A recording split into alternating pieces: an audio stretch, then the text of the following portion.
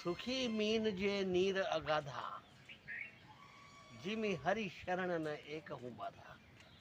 वही मछलियाँ तड़पती है, दुखी होती है, जो उथले पानी में रहती है। यदि वे गहरे पानी में चली जाए तो फिर कोई भी बाधा नहीं उनको, वे सुखी हो जाती है। एक व्यक्ति नाई की दुकान पर अपने दाढ़ी और कटिंग करवाने के लिए गया, बाल बनवाने गया।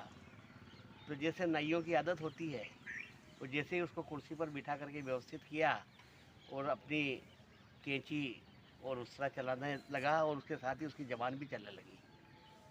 तो इसी प्रकार से वो अपना काम भी, शोर कर्म भी करता जा रहा, और देश दुनिया की बातें, उसके बाद में राजनीति की बातें, राजनीति के बाद में खेल की बातें, खेल के बाद में सिनेमा की बातें, सिनेमा के बाद में समाज की बातें। इस तरह से विभिन्न विषयों पर दोनों चर्चा करते रहे और अंत में धर्म के ऊपर बात आई।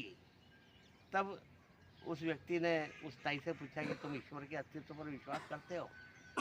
तो नाई ने कहा कि नहीं नहीं, ईश्वर नाम की कोई चीज़ होती नहीं है, सब झूठ है।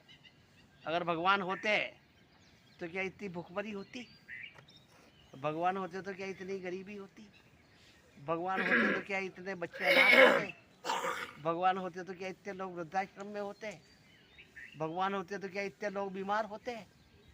अगर भगवान का अस्तित्व होता तो सभी दुनिया सुखी होती, पर दुनिया में चारों तरफ दुखी दुख है, इसलिए भगवान नाम की कोई चीज़ है ही नहीं।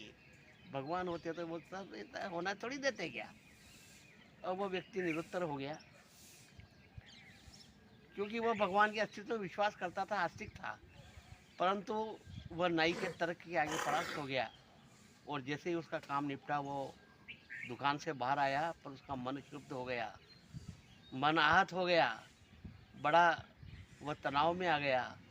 और कुछ देर आगे गया और सोचा कि इस नाई ने मुझे आज निरुत्तर कर दिया है, जब तक मैं उसे वापस अपना तर्क देकर परास्त नहीं करूँगा तब तक मैं संतुष्ट नहीं हुआ। ऐसे ही वो आगे थोड़ा सा बढ़ा तो उसको एक व्यक्ति नज़र आया, जिसके बहुत बड़े बड़े सर के बाल थे और दाढ़ी भी बहुत बड़ी हुई थी। ऐसा लगता था कि बहुत दिनों से नहाया भी नहीं था।